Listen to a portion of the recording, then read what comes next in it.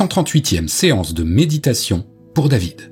Cette fois-ci, c'est la bonne. Tout est réuni. Le tapis de yoga couleur améthyste reçu hier trône au centre de la pièce et le cours de piano de la voisine vient de se terminer. Posture, ok. Respiration, ok. Observation des pensées. Observation des pensées. Je suis au regret de vous annoncer que David est en train de passer en revue sa liste de courses. Voici typiquement comment se déroule une séance de méditation pour 99% des gens. Pourquoi est-ce si difficile ?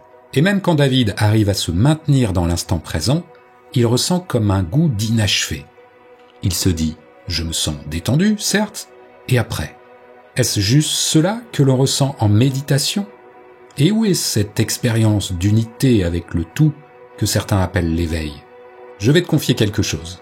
En tant qu'ex-sophrologue et après avoir testé à peu près tout ce qui se fait autour de la méditation, j'ai longtemps buté sur ce problème. Ce que j'expérimentais il y a peu encore était paradoxal. Même si je pouvais vivre l'éveil régulièrement dans mon quotidien, ce n'était pas le cas lors des séances de méditation. Pourquoi ? Que manque-t-il à la méditation ? Et puis, j'ai compris mon erreur. Ce n'est pas qu'il manque quelque chose à la méditation. C'est au contraire qu'il y a quelque chose en trop. Dans le quotidien, c'est le mental qui mène la danse. Avec une moyenne de 60 000 pensées par jour, nous pensons constamment. Nous nous projetons sans cesse dans le futur. Nous ressassons le passé. Et quand nous nous intéressons au présent, c'est pour le juger ou l'analyser. Le mental est le sujet, le jeu, et les différentes temporalités sont les objets. Méditer, c'est donner un grand coup de pied dans cette fourmilière mentale. Alors on fait table rase et on ne garde que le présent. Et puis surtout, le mental laisse place à la conscience. C'est-à-dire qu'il n'y a plus d'analyse, mais juste une perception directe. Ainsi, si je dois guider une séance de méditation, je dis des choses du type « Prends conscience de ta respiration »,« Prends conscience de tes sensations », Prends conscience de tes pensées, prends conscience des sons autour de toi, etc. Donc, lors d'une méditation, la conscience observe sans jugement et sans effort les phénomènes du présent. Par exemple, les sensations, les perceptions, les pensées, les émotions. Ça, c'est en théorie, car en réalité, avant d'en arriver là, il y a du chemin.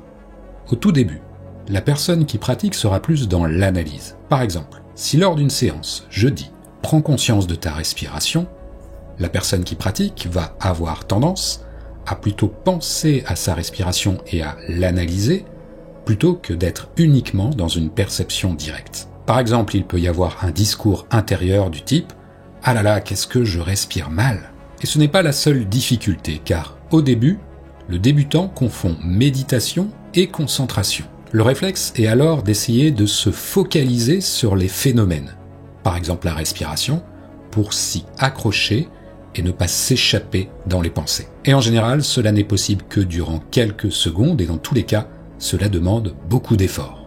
Donc on voit qu'avant d'arriver à une vraie méditation, c'est-à-dire à un accueil des phénomènes sans jugement et sans effort, c'est déjà un long parcours du combattant.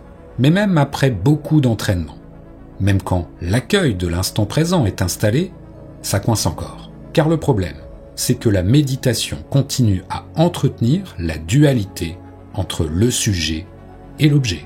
Or, et on va le voir dans quelques instants, ce qui fait basculer l'expérience méditative dans une autre dimension, c'est la non-dualité, c'est-à-dire l'unité avec le tout.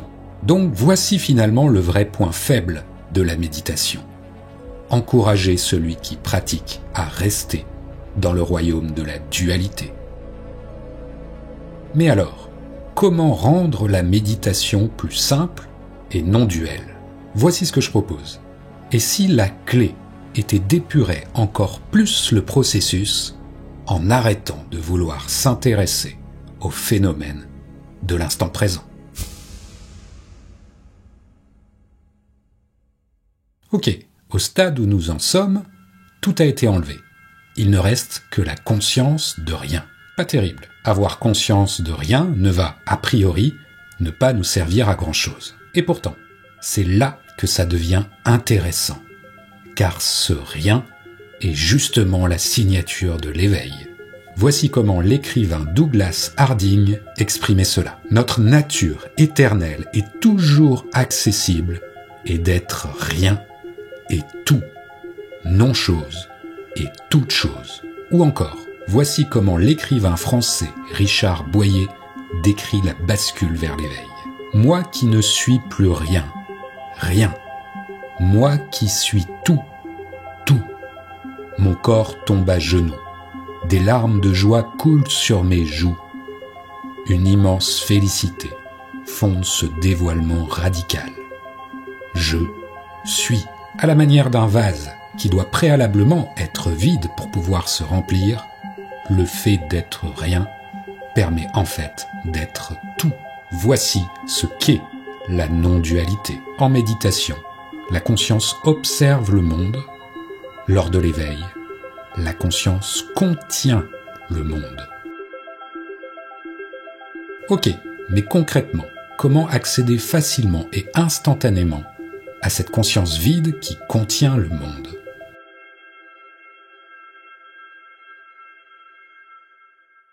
L'astuce s'appelle le retournement de l'attention.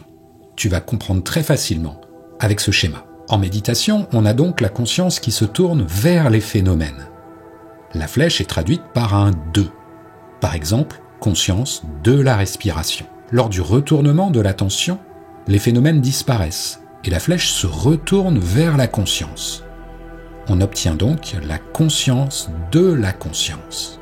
Cela peut paraître théorique et compliqué, mais en fait, tu vas le voir, c'est concret et simple. L'expérience de l'éveil est toujours le fruit d'un retournement de la conscience, une conversion, un renversement du regard, qui cesse d'être captivé par le spectacle du monde ou son propre univers intérieur, celui des pensées et des émotions, pour se tourner vers l'origine de la conscience. Je te propose de tester cela tout de suite et de comparer avec la méditation classique. Donc tout d'abord, faisons une micro-pratique de méditation classique. Tu fermes les yeux. Tu prends alors conscience de ta respiration. Plus globalement, tu prends conscience de toutes tes sensations. De la même manière, tu peux prendre conscience de tes pensées, s'il y en a. Tu peux juste observer tes pensées. Ok, tu peux ouvrir les yeux. Maintenant, tu vas tester l'accès direct à l'éveil. Avant de commencer, je t'invite à poser tes doigts de cette manière sur tes tempes. Ainsi, tes doigts pointent directement vers ta conscience. Puis, tu fermes les yeux. Prends conscience de ta conscience. Là où pointent tes doigts. Intéresse-toi à ce qui se joue à l'intérieur de ta tête. Intéresse-toi à l'espace de ta conscience. Comment est-ce à l'intérieur ? Étrangement, tu vas constater que c'est comme s'il n'y avait rien. C'est comme si la conscience était en fait un espace vide. Si tu ressens ce vide, ce rien, cet espace, alors tu y es. C'est aussi simple que cela. Abandonne-toi à ce vide. Tu t'apercevras ensuite très vite que cet espace vide contient tout. Il contient toutes les perceptions, tous les phénomènes. Il contient le monde entier. Tu accèdes alors au royaume de la non-dualité. Sens-tu la différence avec la méditation classique ? Tu réalises peut-être qu'une autre approche, beaucoup plus simple et directe, existe. En fait, tu n'as pas besoin de méditer, car tu peux t'éveiller en une fraction de seconde. Alors, ouvre les yeux. Avec cette expérience, tu as peut-être commencé à sentir la puissance de l'éveil et de la non-dualité. Cet espace sans limite qui contient le monde, c'est ta vraie nature. Tu n'es pas juste un individu isolé dans l'univers. Tu es la conscience qui contient l'univers. Ce basculement radical, c'est ce que t'offre l'éveil. Certaines personnes méditent une vie entière sans vivre cette illumination. Et d'autres la vivent en une fraction de seconde, simplement en retournant leur attention vers la conscience elle-même. Alors, quel chemin choisis-tu ? Bien sûr, la méditation permet de renforcer la présence, de réduire le stress ou de mieux vivre avec ses émotions. Elle peut même éventuellement te mener à l'éveil. Mais elle n'est en fait pas nécessaire, car un accès direct à ta vraie nature infiniment libre existe. Alors si tu as envie de continuer à explorer cette bascule directe vers l'éveil, j'ai créé pour toi la technique des 2 points.